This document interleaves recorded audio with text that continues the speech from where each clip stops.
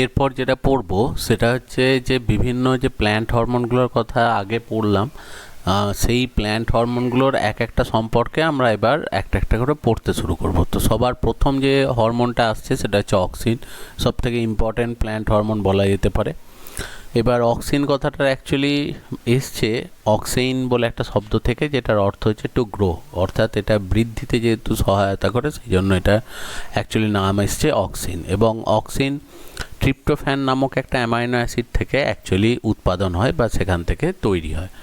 এবার সবার প্রথম অক্সিনের কথা অ্যাকচুয়ালি বলেন যিনি, সেটা হচ্ছে যে ডারউইন সবার প্রথম বলেছিল, হচ্ছে চার্লস ডারউইন এবং তার ছেলে ফ্রান্সিস ডারউইন।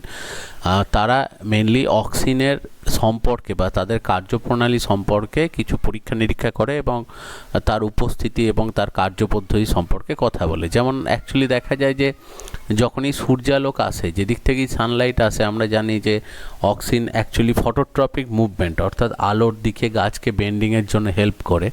তো যখনই কোনো একটা প্ল্যান্টের কোনো পার্ট যখন গ্রো করে, মানে এরা মেনলি ক্যানারি গ্রাসের ওপরেতে এরা এক্সপেরিমেন্টটা করেছিল, যখনই জার্মিনেট করে প্ল্যান্টটা বাড়ছে, যেদিকে সানলাইট আসছে সেদিকেই দেখা যায় যে যথারীতি গাছটা বেন্ড করে। এবার যদি কোনো সময় মানে তারা এক্সপেরিমেন্ট করে দেখে যে ক্যানারি গ্রাসের ওরকম যখনই বাড়ছে, এরকম ওপরের পোর্শনটাকে যদি কেটে বাদ দিয়ে দেওয়া হয়, তখন দেখা যায় আর কিন্তু প্ল্যান্টটার কোনো রকম মুভমেন্ট ওরকম হচ্ছে না, মানে ফটোট্রপিক মুভমেন্ট যেটা বলে, যে আলোর দিকের মুভমেন্ট, সেটা দেখা যাচ্ছে। তার মানে এটা অবশ্যই বোঝা যায় যে এই হরমোন বা এই কেমিক্যালটা তৈরি হয় কোথায়, সেটা হচ্ছে যে কোনো প্ল্যান্টের এপিক্যাল পার্টে, কারণ এটা বাদ দেওয়ার জন্য আর কিন্তু সেটা মুভমেন্ট হচ্ছে না। এবারে এপিক্যাল পার্টটাকে যদি কোনো একটা মানে শক্ত কোনো একটা কভার দিয়ে এটাকে ঢেকে দেওয়া হয় যাতে সানলাইট না পায়, তাহলে দেখা যায় এদের মুভমেন্ট কিন্তু হয় না। তার মানে এখানে কি করা হচ্ছে, এপিক্যাল পার্টটাকে কাটা হয়নি, কিন্তু এটাকে এমনভাবে কভার করে দেওয়া আছে যাতে এর ভেতরে সানলাইট না ঢোকে, তাহলেও দেখা যাচ্ছে যে এর মধ্যে বেন্ড হচ্ছে না। কিন্তু এই ক্যাপটাকে যদি কোনো ট্রান্সপারেন্ট কোনো ফাইবার বা কাঁচের কোনো একটা টুকরো দিয়ে করা হয়, যার ভেতর দিয়ে সানলাইটটা প্রবেশ করে যেতে পারে, তাহলে সেটা আবার কিন্তু বেন্ড হয়। তার মানে বোঝাই যায় যে অক্সিন এই যে হরমোনটা, এটা প্রোডাকশান হওয়ার জন্য সানলাইট মাস্ট, সূর্যালোক অবশ্যই দরকার লাগে, এবং এটা তৈরি হয় একদম এপিক্যাল পার্টেতে, এবং এর প্রভাবই অ্যাকচুয়ালি ফটোট্রপিক মুভমেন্টটা হয়। তো সেইখান থেকেই এরা প্রমাণ করে যে অক্সিন হরমোন অ্যাকচুয়ালি ফটোট্রপিক মুভমেন্টের জন্য দায়ী। এবং তাদের মানে ডারউইনের যে বই ছিল the power of movement in plants, সেখানেতেই তারা কিন্তু এই এক্সপেরিমেন্টের কথাটা উল্লেখ করেছিলেন। এবার এর পরেও বিভিন্ন সায়েন্টিস্ট যেমন বয়সেন এবং জেনসেন বলে দুজন সায়েন্টিস্ট আরও কিছু জিনিস উল্লেখ করেন। যেমন তারা যেটা করেছিলেন সেটা হচ্ছে যে কোনো একটা প্ল্যান্ট, আচ্ছা এখানে আরেকটা জিনিস বলা হয়নি যে ডারউইন দেখেছিলেন যে মাথায় না দিয়ে যদি আমরা কোনো একটা টিনের বা কিছুর একটা কভারিং যদি নিচেতে অন্য কোনো জায়গায় দেওয়া হয়, তাতেও কিন্তু কোনো এফেক্ট নেই, সেটা যেরকম ফটোট্রপিক মুভমেন্ট হওয়ার কথা সেরকমই অ্যাকচুয়ালি হয়েছিল। এবার পরবর্তী ক্ষেত্রে কিছু সায়েন্টিস্ট আবার দেখান যে যদি কোনো সময় টিপ, মাথার যে অংশটা রয়েছে এটা যদি কেটে দেওয়া হয়, টিপ যে অংশটা এটাকে আলাদা করে যদি এর মাঝখানটায় কোনো জিলেটিন দিয়ে দেওয়া হয়, জিলেটিন যেটা সেটা হচ্ছে রেড অ্যালগি যেগুলো থাকে তাদের দেহের বাইরে থেকে একটা আস্তরণ পাওয়া যায় জেলির মতো, যেটা অ্যাকচুয়ালি কার্বোহাইড্রেট দিয়ে তৈরি হয় এবং এটা এক ধরনের খাদ্যবস্তু, জেলির মতো একটা স্ট্রাকচার। তো মাঝে যদি জিলেটিন দিয়ে অ্যাকচুয়ালি মাঝে জিলেটিনটাকে রেখে দিয়ে এদেরকে যদি রেখে দেওয়া হয়, তাহলে দেখা যায় এরা কিন্তু ফটোট্রপিক মুভমেন্ট দেখায়। কিন্তু জিলেটিনের বদলে যদি এটা কোনো এমনি অন্য কোনো একটা ধাতব প্লেট, মানে মেটাল কোনো প্লেট যদি এখানে বসিয়ে দেওয়া হয় বা অন্য কোনো একটা জিনিস এখানে যদি বসিয়ে দেওয়া হয়, তাহলে দুটোকে পরপর অ্যাটাচ করে রাখলেও দেখা যায় যে ফটোট্রপিক মুভমেন্ট দেখায় না। কারণ জিলেটিনটা থাকলে অ্যাকচুয়ালি এখানে যে অক্সিজেনটা তৈরি হয় সেটা আস্তে আস্তে ফ্লো করে মানে জিলেটিনের মধ্যে দিয়ে ডিফিউজ হয়ে, মানে সেটা আস্তে আস্তে দ্রবীভূত হয়ে এটা নিচের দিকে নেমে চলে আসে। কিন্তু এরা অ্যাকচুয়ালি সেইভাবে ডিফিউজ হতে পারে না এই মেটাল প্লেট বা অন্য কিছু থাকলে, তাহলে সেক্ষেত্রে যেহেতু এটা মুভমেন্ট করতে পারছে না নিচের দিকে, তবে টিপে তৈরি হয়ে ওটা অ্যাকচুয়ালি নিচের দিকে নেমে আসে, যার জন্যই ফটোট্রপিক মুভমেন্টটা হয়। এর ক্ষেত্রে এটা দেখা যায় না। তার মানে এটা অ্যাকচুয়ালি আর একটা জিনিস প্রমাণ করে যে সানলাইট সেখানে দরকার লাগে এবং টিপে তৈরি হয়, এটা ডারউইন প্রমাণ করেছিলেন এবং এরা দুজন সায়েন্টিস্ট প্রমাণ করে সেটা তৈরি টিপে হলেও কাজ করে কিন্তু নিচের দিকে প্ল্যান্টের। আর এফ ডাব্লিউ ওয়েন্ট আর একটা জিনিস দেখান, সেটা হচ্ছে যে একটা প্ল্যান্টের ওপরের যে পার্টটা রয়েছে টিপটা, সেটাকে কেটে নিয়ে একটা অ্যাগার জেলের মধ্যে, অ্যাগার জেলও একই জিনিস, জিলেটিনের মতোই একটা পদার্থ, যে অ্যাগার জেলও অ্যাকচুয়ালি তোমার রেড অ্যালগি থেকে পাওয়া যায় এবং সেখানেও খাবার ওটা একটা। এবার তার উপরেতে এনে যদি বসিয়ে রাখা হয় তাহলে দেখা যায় অক্সিন আস্তে আস্তে ডিফিউজ হয়ে এই অ্যাগার জেল প্লেটের মধ্যে চলে আসে। এবার যদি এই টিপটাকে না বসিয়ে জাস্ট অ্যাগার জেল প্লেটটাকেও উপরে বসিয়ে দেওয়া হয় তাহলে কিছুক্ষণ বাদে দেখা যায় যে এটাও কিন্তু ফটোট্রপিক মুভমেন্ট দেখায়। তার মানে অ্যাকচুয়ালি ওই কেমিক্যালটা থাকলেই সেটা কিন্তু মুভমেন্টটা দেখাবে, এমন নয় যে গাছের টিপটাকে থাকতে হবে।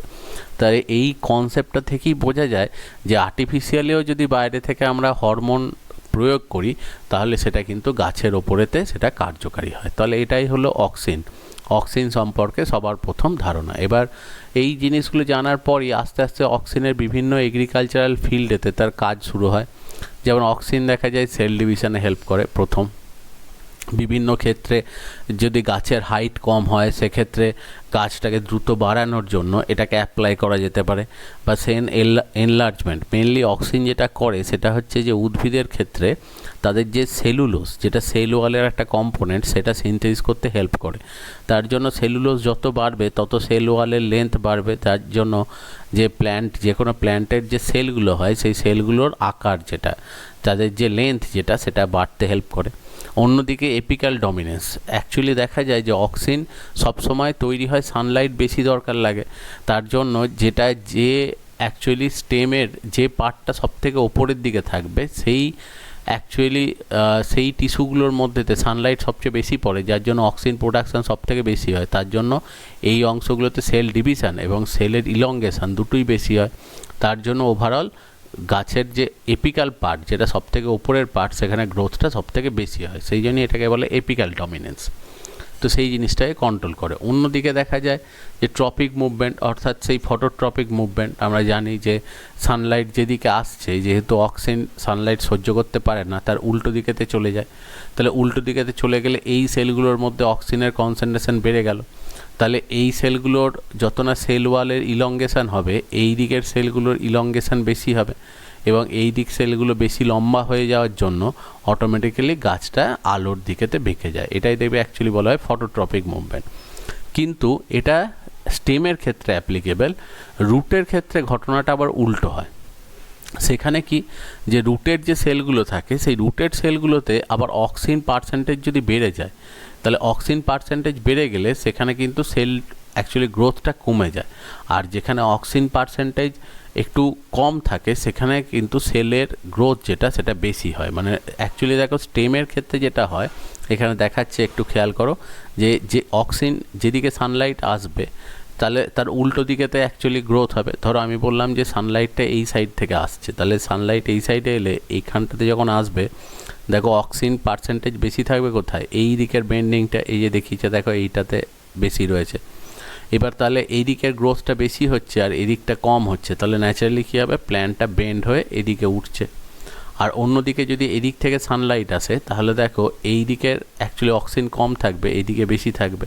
কিন্তু রুটের ক্ষেত্রে কি হয়, এইদিকে দেখো সেখানেতে এদের গ্রোথটা কি হয়েছে, কম হয়েছে, আর এদিকের গ্রোথটা বেশি হয়েছে। তার জন্য দেখো রুটটা সবসময় মাটির দিকে নেমে যায়। এই জন্যই কী হয় যে সবসময় দেখা যায় যে স্টেম যেটা, সেই স্টেমটা সবসময় আলোর দিকে বাড়ে, আর রুট কি হয় যে যেদিকে আলো আছে তার বিপরীত দিকেতে বাড়ে। এটা এবার তোমার মনে হতে পারে যে অক্সিজেনের দুটো জায়গায় দুরকম কাজ করে কেন? কারণ ন্যাচারালি তুমি ভাবো যে বডির দুটো টাইপের সেলের মধ্যে দুরকম কাজ হতেই পারে। যেমন আমি বলছি যে ধরো আমি বললাম ইনসুলিন হরমোন যেটা করে সেটা হচ্ছে যে আমাদের ব্লাড গ্লুকোজ লেভেলকে কমায়। তার মানে কি করে, যে যখনই আমরা খাবার খাচ্ছি, খাবার খেলেই রক্তের মধ্যে গ্লুকোজের অ্যামাউন্ট বেড়ে যায়।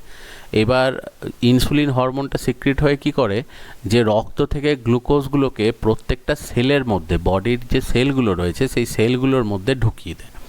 তাহলে তুমি যদি ব্লাডের রেসপেক্টে ভাবো তাহলে দেখো অ্যাকচুয়ালি যে ইনসুলিন কি করছে, ব্লাড গ্লুকোজ লেভেল কমায়। তাহলে ব্লাডের রেসপেক্টে হচ্ছে গ্লুকোজ লেভেলটাকে সে কমাচ্ছে, কিন্তু বডি সেলের রেসপেক্টে যদি দেখো তাহলে ওটা কি করছে, গ্লুকোজের লেভেলটাকে বাড়াচ্ছে।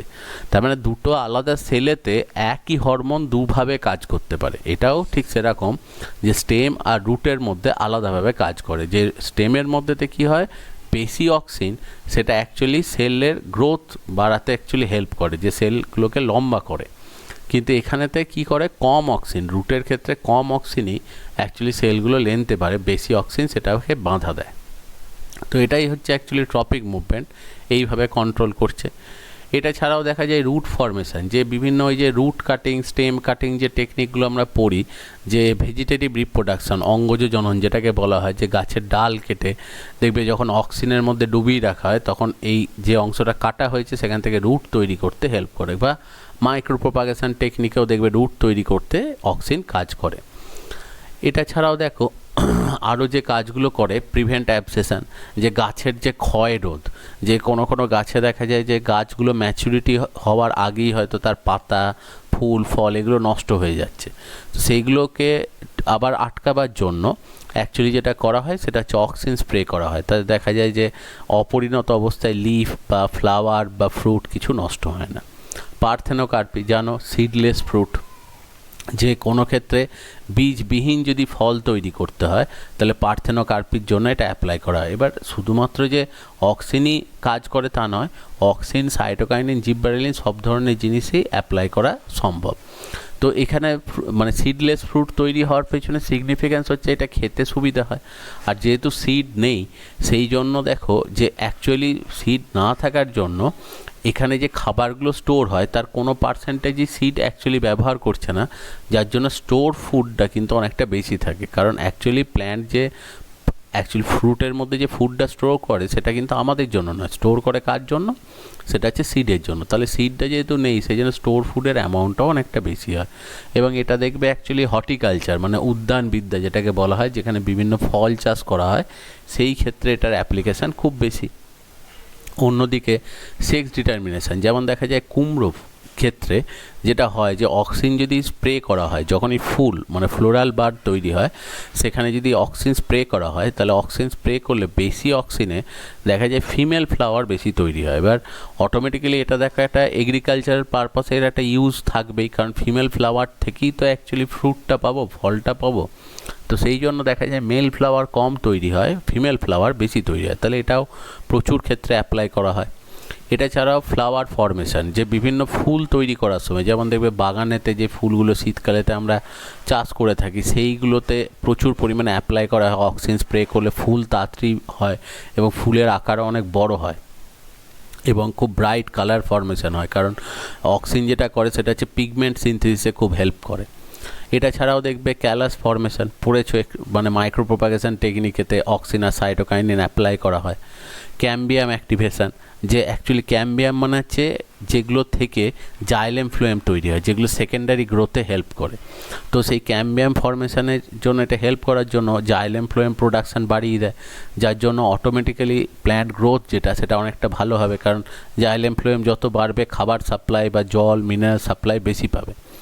আর একটা জিনিস হয় 2,4-D মানে আর্টিফিশিয়াল হরমোন, যেটা উইড কন্ট্রোলে কাজ করে, যেটা মেনলি হয় যে মোনোকট যে প্ল্যান্টগুলো আমরা চাষ করি, দেখবে আমরা যে উদ্ভিদগুলো চাষ করি সেগুলো সবই হচ্ছে মোনোকট, একবীজপত্রী, তাদের পাতাগুলো সবসময় সরু হয়। আর যেগুলোর সেই গাছগুলোতে ম্যাক্সিমামই যে মানে যেখানে চাষ করা হচ্ছে সেখানেতে ডাইকট যে প্ল্যান্টগুলো থাকে, দ্বিবীজপত্রী যে গাছগুলো থাকে সেইগুলো উইড হিসেবে, আগাছা হিসেবে থাকে। এবার মোনোকটের পাতাগুলো দেখবে সরু হয় আর ডাইকটের পাতাগুলো দেখবে চওড়া চওড়া হয়। যেমন ধানের ক্ষেত্রে, ভুট্টার ক্ষেত্রে দেখবে পাতাগুলো সরু, আর ডাইকটের ক্ষেত্রে আম, জাম, কাঁঠাল পাতাগুলো চওড়া হয়। তাহলে যখন আমি অক্সিজেন স্প্রে করব, দেখো অ্যাকচুয়ালি ধান, গম এদের পাতার মধ্যে তো অক্সিজেন কম পড়বে, আর যেগুলো ডাইকট যেগুলো আগাছা সেগুলোর মধ্যে অক্সিজেন বেশি পড়বে। এবার সামান্য অক্সিজেন সেটা কিন্তু গ্রোথের জন্য ভালো, কিন্তু খুব বেশি অ্যামাউন্টের অক্সিজেন সেটা আবার গ্রোথটাকে কমিয়ে দেয়। তাহলে অটোমেটিক্যালি দেখো মোনোকট এখানেতে কিন্তু আস্তে আস্তে বাড়বে, আর ডাইকট যেগুলো আগাছা সেগুলো নিজে থেকেই নষ্ট হয়ে যাবে। তাহলে এই রকম ক্ষেত্রে এগুলোকে অ্যাপ্লাই করা যায়, কিন্তু সব ক্ষেত্রে করতে পারবে না। যেমন যদি কোনো এমন গাছ চাষ করা হয় যার পাতাগুলো বড়, যেমন কোনো সময় কপি যদি চাষ করা হয়, তাহলে তখন আবার এই ধরনের জিনিস অ্যাপ্লাই করতে গেলে দেখা যাবে যে চাষের জমিতে হয়তো আগাছা যেগুলো ঘাস বা এই গাছগুলো বেড়ে যাবে, কিন্তু যেটা তুমি চাষ করতে চাইছো সেই গাছগুলো কিন্তু কমে যাবে। মানে এটা তখনই অ্যাপ্লাই করা সম্ভব যে তুমি মোনোকট একবীজপত্রী উদ্ভিদ চাষ করছো আর আগাছা যেটা রয়েছে, উইড যেটা রয়েছে, সেটা ডাইকট, দ্বিবীজপত্রী। তো এরকম ক্ষেত্রে এটাকে অ্যাপ্লাই করতে পারো। এটা ছাড়াও দেখা যায় অক্সিজেন স্প্রে করলে ওয়াটার অ্যাবজর্পশন রেট অনেক বেড়ে যায়, মানে যে ট্রান্সপোর্টার যেগুলো আছে, যেগুলো জল পরিবহনে সহায়তা করে, সেই সমস্ত প্রোটিনগুলো অ্যাক্টিভেটেড হয়, যার জন্য ওয়াটার অ্যাবজর্পশন বা মিনারেল অ্যাবজর্পশন রেট বাড়িয়ে দেয়। নডিউল ফর্মেশন, যে আমরা জানি যে লেগুমিনোসি যে প্ল্যান্টগুলো, সিম্বিগোত্রীয় যে উদ্ভিদগুলো থাকে, তাদের অ্যাকচুয়ালি রুট নডিউল তৈরি হয়, যেটা নাইট্রোজেন ফিক্সেশনে সহায়তা করে। তো এই ধরনের আর্টিফিশিয়াল অক্সিজেন স্প্রে করলে নডিউল ফর্মেশন আরও তাড়াতাড়ি হয়, যার জন্য নাইট্রোজেন ফিক্সেশন আরও বেশি হবে।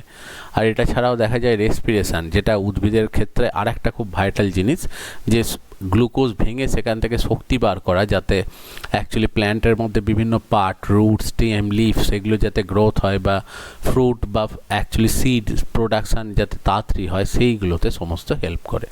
তাহলে এরকম বিভিন্ন ক্ষেত্রে অ্যাকচুয়ালি কিন্তু অক্সিন সেটা হেল্প করছে। তাহলে এগুলো গেল যেটা, সেটা হচ্ছে অক্সিন। এবার অক্সিন এটাও পজিটিভ গ্রোথ রেগুলেটর। সেকেন্ড একটা পজিটিভ গ্রোথ রেগুলেটর আছে, যেটা হচ্ছে জিববেরেলিন।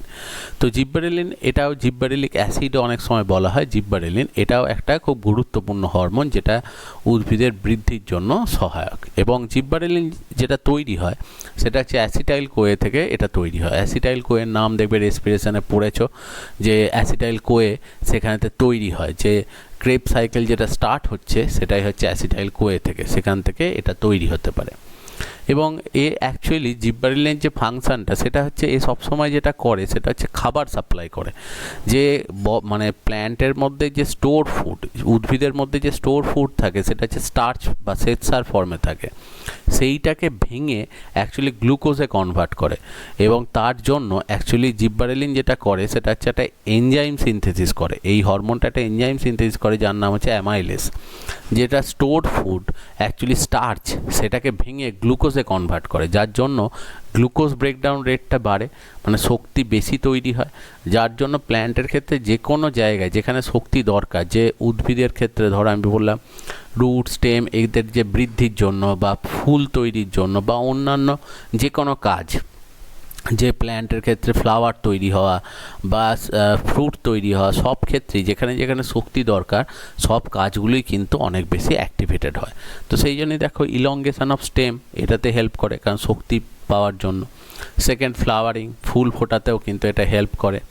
থার্ড হচ্ছে জার্মিনেশন অফ সিড, এটা খুব ইম্পর্ট্যান্ট, কারণ সিডের মধ্যে যে স্টোর ফুডটা থাকে, সেই স্টোর ফুডটাকে অ্যাকচুয়ালি জিববেরেলিনে কিন্তু কনভার্ট করে সেটা গ্লুকোজে। কারণ যখনই জলের মধ্যে কোনো সিডকে ফেলে দেওয়া হয়, জলের মধ্যে সিডকে ফেলেই যখনই সেই জলটা যায়, সেই জলের প্রেজেন্সেই জিববেরেলিন অ্যাক্টিভ হয়। এবং জিববেরেলিন যেটা করে, সেটা হচ্ছে সে সঙ্গে সঙ্গে অ্যাকচুয়ালি সিডের মধ্যেতে তৈরি করে যেটা, সেটা হচ্ছে অ্যামাইলেস। আর সিডের মধ্যেতে যে খাবারটা থাকে সেটা স্টার্চ, সেটাকে অ্যামাইলেস কনভার্ট করে দেয় গ্লুকোজে। এবং গ্লুকোজটা যখনই পায়, তখন এমব্রিও যেটা সিডের ভেতর রয়েছে, সেটা আস্তে আস্তে বাড়ে। এবার সেই জন্যই সিডটাকে যতক্ষণ শুকনো অবস্থায় রাখা হয়, ওটা জার্মিনেট করে না। যখনই জলে ফেলে দেওয়া হয়, সঙ্গে সঙ্গে ওটা কিন্তু জার্মিনেট করতে স্টার্ট করে। এটা ছাড়াও দেখবে ভার্নালাইজেশন বলতে এটা প্রসেসটা আমরা পড়বো।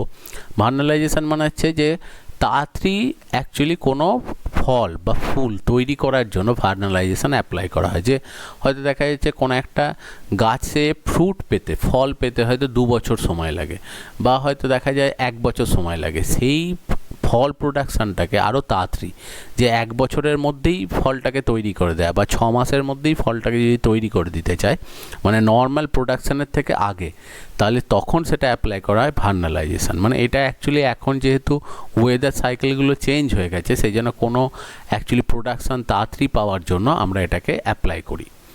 এটা ছাড়াও দেখা যায় যে ডিলেড ইন ফ্রুট রাইপেনিং, মানে এটা ফল পাকা বা অপরিণত অবস্থায় ফল নষ্ট হয়ে যাওয়া, বা অপরিণত অবস্থায় ইম্যাচিওর কন্ডিশনে ফলটা পচে যাওয়া, সেই জিনিসগুলোকে এটা আটকায়, যাতে একটা ম্যাচুরিটি টাইম পায় এবং সার্টেন টাইমে সেগুলো ফলটা প্রোডাকশান হয় এবং তার মধ্যে সাফিসিয়েন্ট খাবার থাকে সেটা। এটা ছাড়াও দেখা যায় যে আরও বেশ কতগুলো জিনিসের ক্ষেত্রে এই জিববেরেলিন অ্যাকচুয়ালি আমাদের কাজ করে থাকে। যে জিববেরেলিনের সেকেন্ড আর একটা কাজ যেটা রয়েছে খুব ইম্পর্ট্যান্ট, সেটাকে অ্যাকচুয়ালি বলা হয় যেটা, সেটা হচ্ছে বোল্টিং। এটা অ্যাকচুয়ালি কি হয় যে যে গাছগুলোর বিশেষ করে যেমন বাঁধাকপির ক্ষেত্রে দেখা যায় যে এদের অ্যাকচুয়ালি নোড যেগুলো রয়েছে, ঠিক আছে, নোড মানে পর্ব যেগুলো বলে, সেই নোড থেকে প্রচুর পাতা একসঙ্গে গায়ে গায়ে গায়ে গায়ে তৈরি হয়, মানে একটাই নোড থেকে একটাই পর্ব থেকে প্রচুর পাতা তৈরি হয়। এই ধরনের জিনিসগুলোকে অ্যাকচুয়ালি বলা হয় রোজেট। মানে গোলাপের ক্ষেত্রে যেমন গোলাপের পাপড়িগুলো পরপর সাজানো থাকে, ঠিক সেই রকম।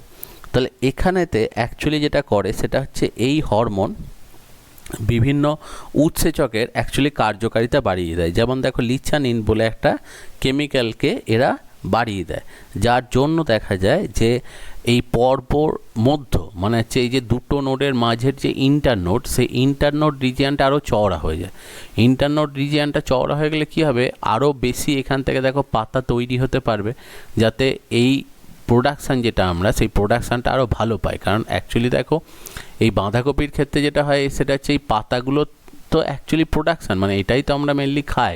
তাহলে যত এদের নোডটার মাঝের দৈর্ঘ্যটা বাড়বে তত অটোমেটিক্যালি এখানে লিফ বেশি তৈরি হতে পারবে, আমরা প্রোডাকশান বেশি পাবো। তো অ্যাকচুয়ালি এইটা দেখো এই মানে এখানেতে এই যে আমরা পড়লাম দেখো লিচানিন বলে কেমিক্যালটা তৈরি করছে, যে লিচানিন কেমিক্যালটা অ্যাকচুয়ালি এই ইন্টারনোডের দূরত্বটাকে বাড়িয়ে দিচ্ছে, তাহলে সেটাও একটা প্ল্যান্ট গ্রোথের জন্য হেল্প করছে। এটা ছাড়াও দেখা যায় যে সেক্স ডিটারমিনেশন, যে কিছু উদ্ভিদের ক্ষেত্রে যেমন দেখো এখানে দেখানো হয়েছে শশার ক্ষেত্রে, এখানেও ঠিক আগের যেমন অক্সিনের ক্ষেত্রে দেখবে পড়ছিলাম যে কুমড়ো গাছের ক্ষেত্রে ফিমেল ফ্লাওয়ার বেশি তৈরি করে, এখানেও হচ্ছে ঠিক তাই, এখানে যেটা করে শশা গাছের ক্ষেত্রে, কারণ সবার জন্য সব হরমোন একইভাবে কাজ করবে তা নয়, কিছু ভেরিয়েশান অবশ্যই থাকে। যেমন শশার ক্ষেত্রে অ্যাকচুয়ালি দেখা যায় জিব্বারেলিন যদি স্প্রে করা হয় তাহলে সেক্ষেত্রে অ্যাকচুয়ালি অনেক বেশি ফিমেল ফ্লাওয়ার তৈরি হয়, যার জন্য প্রোডাকশান অনেক বেশি পাওয়া যায়। এটা ছাড়াও দেখা যায় যে ভালো মানে অনেক বেশি পরিমাণে যদি ফল চায় তাহলে ফ্রুট প্রোডাকশানের জন্য এটা হেল্প করে। এটা ছাড়াও দেখা যায় গ্রোথ অফ রুট, যেমন ওই যে একটু আগে বললাম গ্রোথ অফ স্টেম, কাণ্ডের বৃদ্ধির জন্য বা মূলের বৃদ্ধির জন্য খাবার দরকার, তাহলে সেটা সাপ্লাই করে। পার্থেনোকার্পি পড়েছো, সিডলেস ফ্রুট তৈরি করতে কাজ করে। লিফ এক্সপ্যানশন, যেহেতু গাছের পাতাগুলোকে অনেকটা চওড়া করে দিচ্ছে, তাহলে অটোমেটিক্যালি রেট অফ ফটোসিনথেসিস কী হবে, অনেকটা বেড়ে যাবে। তাহলে এরকম বিভিন্নভাবে জিব্বারেলিন যে হরমোনটা রয়েছে সেটা কাজ করে।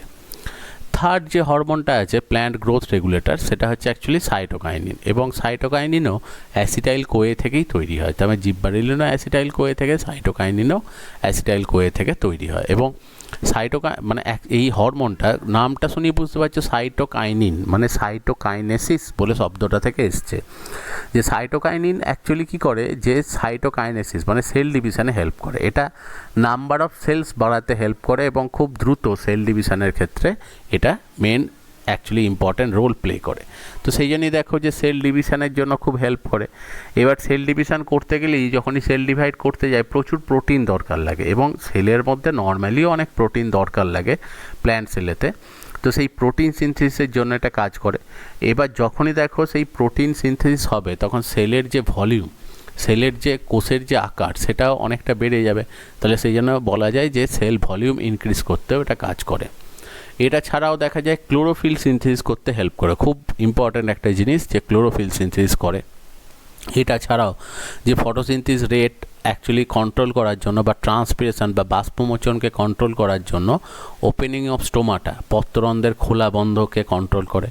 এটা ছাড়াও পার্থেনোকার্পি সেখানেতে হেল্প করছে, এবং ডিলে অফ সেনেসেন্স এটা খুব ইম্পর্ট্যান্ট, যে যেহেতু এটা দেখো সেল ডিভিশনে হেল্প করছে, তাহলে যত সেল ডিভাইড করবে তাহলে প্ল্যান্টের গ্রোথ ফেজটা অনেক বেশি দিন চলবে। তাহলে যত প্ল্যান্ট বেশি দিন ধরে তার গ্রোথ ফেজটা চলবে তাহলে অটোমেটিক্যালি দেখা যাবে যে প্ল্যান্টের লাইফ স্প্যানটা অনেক বেশি বেড়ে যাবে। তো কোনো ইম্পর্ট্যান্ট গাছ বা খুব ভালো প্রোডাকশান পাওয়া যায়, অথচ সেই গাছটা আস্তে আস্তে হয়তো পাতাগুলো নষ্ট হয়ে যাচ্ছে বা ডাল নষ্ট হয়ে যাচ্ছে বা রুট নষ্ট হচ্ছে, সেখানেতে যদি আমরা এই সাইটোকাইনিন স্প্রে করে দিই তাহলে ওদের সেল ডিভিশন রেটটা আবার বেড়ে যায়, এবং বেড়ে যাওয়ার জন্য অটোমেটিক্যালি ওদের লাইফ স্প্যানটা গাছটার আরও অনেক বেড়ে যায়। তার জন্য নর্মাল লাইফ স্প্যানের থেকেও বেশি দিন যদি আমি কোনো গাছকে রাখতে চাই, কারণ অনেক সময় দেখা যায় অনেক বাড়িতে যারা বাগান তৈরি করে তারা কি করে যে অর্নামেন্টাল বিভিন্ন প্ল্যান্ট, অর্কিড বা বনসাই, এই গাছগুলোকে ওরা অনেক দিন বেশি বাঁচিয়ে রাখতে চেষ্টা করে। তো তখন কি করা হয় যে এই সাইটোকাইনিন স্প্রে করা হয়, তাতে দেখা যায় যে উদ্ভিদের ক্ষেত্রে লাইফ স্প্যানটা অনেকটা বেড়ে যায়। তো এটাই অ্যাকচুয়ালি যে সায়েন্টিস্টরা এটা আগে ডিসকভার করেছিল তার নামের রেসপেক্টে এটার নাম দেয় রিচমন্ড অ্যান্ড লাং এফেক্ট। তো এই জিনিসটাকেই বলা হয়।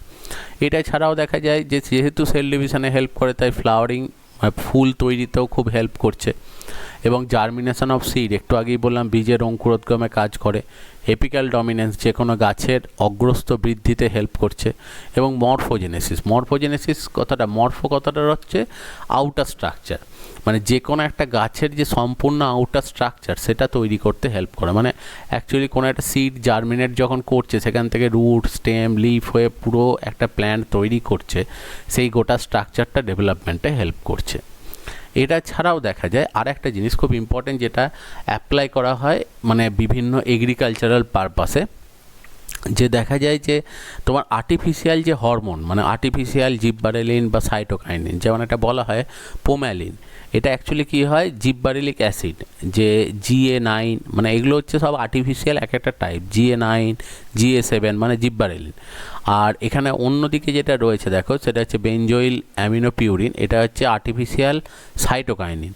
তো এর মিশ্রণগুলো অ্যাকচুয়ালি বিভিন্ন জায়গাতে চাষ করার সময় যে মাইক্রোপ্রোপাগেশন টেকনিক বা টিস্যু কালচারেতে এগুলোকে অ্যাপ্লাই করা হয় এবং গাছগুলোকে বাড়ানোর জন্য এগুলো প্রয়োগ করা হয়। তাহলে এগুলো সবই দেখো অ্যাকচুয়ালি আর্টিফিশিয়ালি প্ল্যান্ট গ্রোথকে স্টিমুলেট করার জন্য ইউজ করা হচ্ছে। তাহলে এগুলো যেটা গেল দেখো, সেটা হচ্ছে প্ল্যান্ট গ্রোথ রেগুলেটর যেগুলো রয়েছে তার মধ্যে, মানে যেগুলো গ্রোথ প্রমোটিং হরমোন, সেগুলো যেগুলো উদ্ভিদের বৃদ্ধি ঘটাতে সহায়তা করে সেগুলো, যেমন অক্সিন, সাইটোকাইনিন, জিববারেলিন। এবার যেটা আসছি সেটা হচ্ছে অ্যাকচুয়ালি দেখো যে হরমোনগুলো প্ল্যান্ট গ্রোথটাকে কমায়, মানে নেগেটিভ গ্রোথ রেগুলেটর বলা যেতে পারে।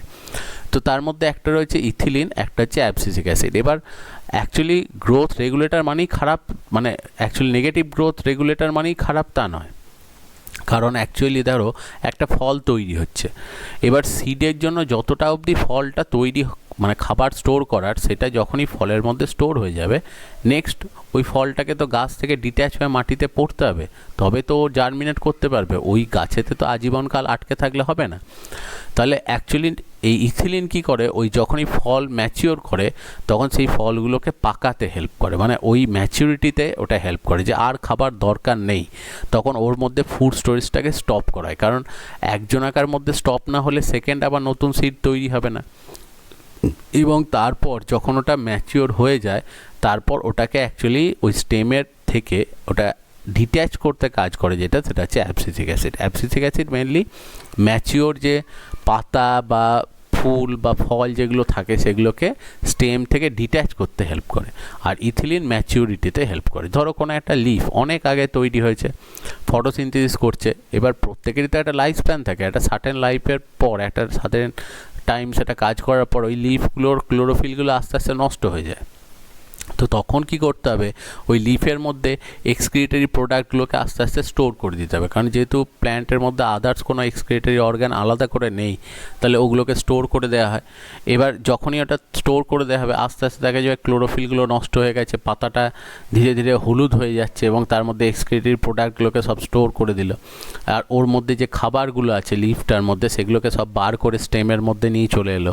এই ধরনের ম্যাচুরিটিগুলোই করে যেটা, সেটা হচ্ছে ইথিলিন। এবং যখন দেখা যায় লিফটা ওইভাবে তৈরি হয়ে গেল, তখন তাকে অ্যাকচুয়ালি ব্রাঞ্চ থেকে ডিট্যাচ করার জন্য যে কাজ করছে সে হচ্ছে অ্যাবসিসিক অ্যাসিড, এবং তার জন্যই যেটা হয় সেটা হচ্ছে অ্যাবসেশন লেয়ার তৈরি হয়, এবং স্টেমের গায়েতে যে লিফটা বা ফ্রুটটা যেটা অ্যাটাচ ছিল সেই অ্যাটাচমেন্টটা লুজ হয়ে যায় এবং সেটা ভেঙে পড়ে যায়। তো এইভাবেই এরা কাজ করে। এরা অ্যাকচুয়ালি ইথিলিন আনস্যাচুরেটেড হাইড্রোকার্বন, মানে এটাও একটা বায়োমলিকিউল যেটা আনস্যাচুরেটেড হাইড্রোকার্বন নেচারের হয়, এবং সেটা ওরকম কার্বোহাইড্রেট ওরকম বিভিন্ন স্ট্রাকচার থেকে এগুলো তৈরি হয়। এবার ইথিলিন বিভিন্ন ফাংশন করে, যেমন এপিন্যাস্টি মুভমেন্ট, যে কিছু কিছু গাছের পাতাটা এরকম মুড়ে যায়, তো এই ধরনের মুভমেন্টটাকে অ্যাকচুয়ালি বলে এপিন্যাস্টি মুভমেন্ট, যে গাছের পাতা মুড়ে যায়। এটা কি হয়, যে ধরো যখন কোনো প্ল্যান্ট কোনো স্ট্রেসফুল কন্ডিশনে আছে, ধরো প্রচুর সানলাইট, তখন সানলাইট খুব বেশি বেড়ে গেলে তো সেখানে কি হয়, রেট অফ ট্রান্সপিরেশন প্রচুর বেড়ে যায়, বাষ্পমোচন প্রচুর বেড়ে যায়, যার জন্য গাছটা শুকিয়ে মরে যেতে পারে।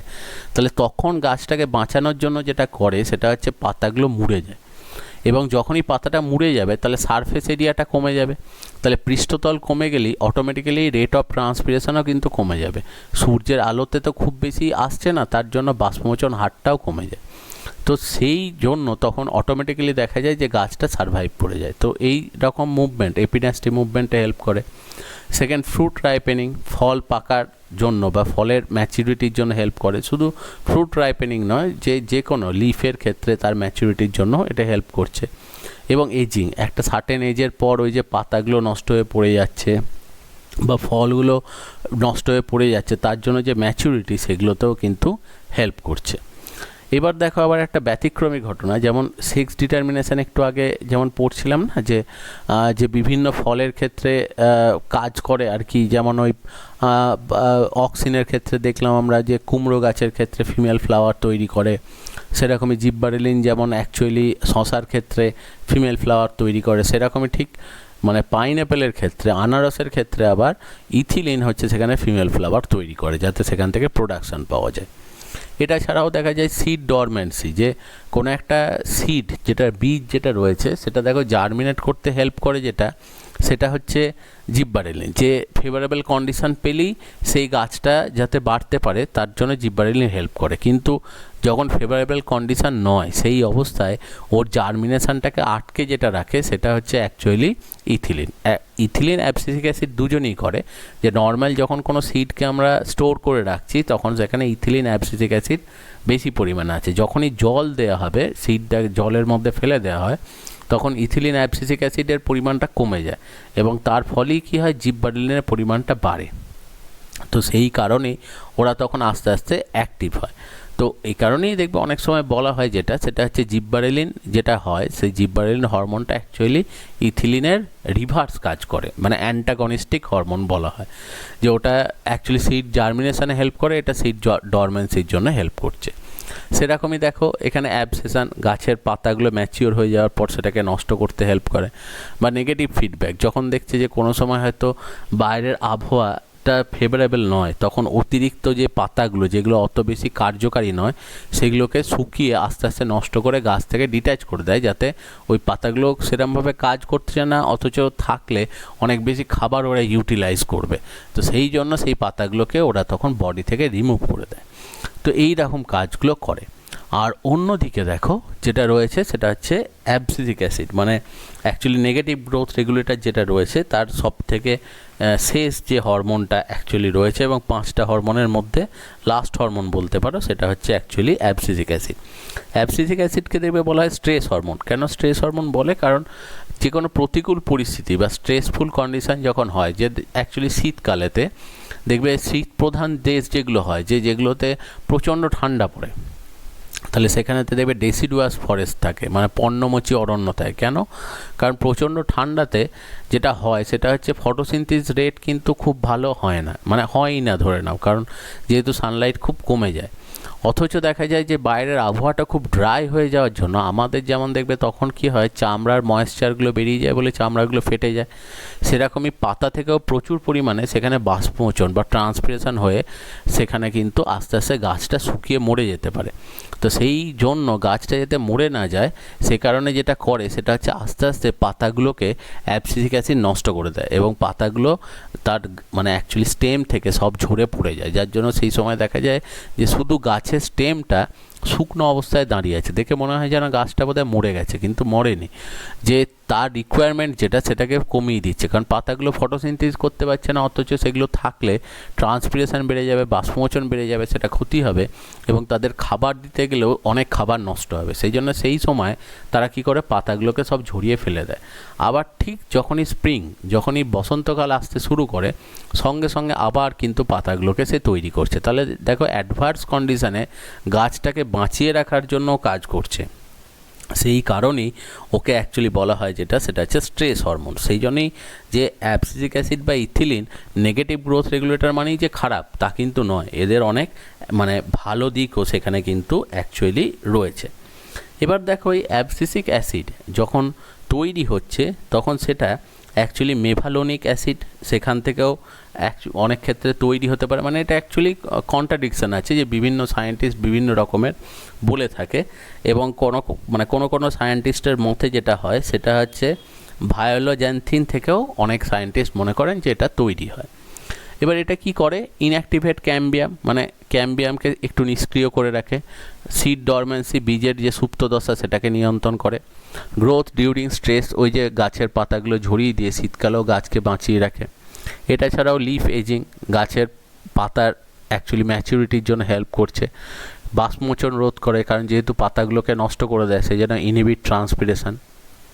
অন্যদিকে ইনহিবিট অ্যামাইলেজ ফর্মেশন, যার জন্য সিড জার্মিনেশন, প্রতিকূল পরিবেশে সিড জার্মিনেশনটাকে আটকে রাখে, কারণ অ্যামাইলেজই দেখবে স্টার্চ, শ্বেত সারটাকে গ্লুকোজে কনভার্ট করে জার্মিনেশনে হেল্প করে। এবং যেহেতু এরা দেখো যে প্ল্যান্ট গ্রোথটাকে আটকাচ্ছে, সেই জন্য প্রোটিন স্টোর, মানে প্রোটিনকে ইউটিলাইজেশনটাকে কমিয়ে দেয়, যে প্রোটিন স্টোরেজের দিকে বেশি সেখানে গুরুত্ব দেয়। তো এইভাবেই 5টা অ্যাকচুয়ালি হরমোন সেটা কাজ করছে।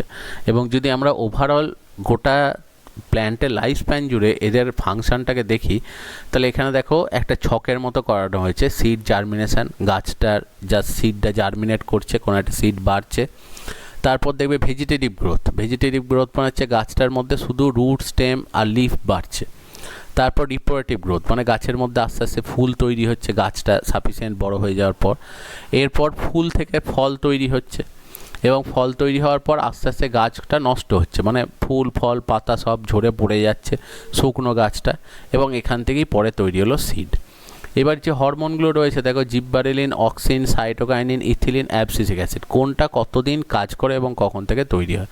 দেখো সিড জার্মিনেশনের জন্য প্রথম লাগবে জিব্বারেলিন, এবং তার পরবর্তী ক্ষেত্রে খাবার সাপ্লাই করে, এবং গ্রোথের একটা যতদিন অবধি গ্রোথ চলছে, মানে যতদিন অবধি দেখো ফল তৈরি হচ্ছে, জিব্বারেলিন কিন্তু পুরোপুরি কাজ করে যাচ্ছে। তারপর যখন গাছ নষ্ট হচ্ছে এই হরমোনের আর কাজ নেই।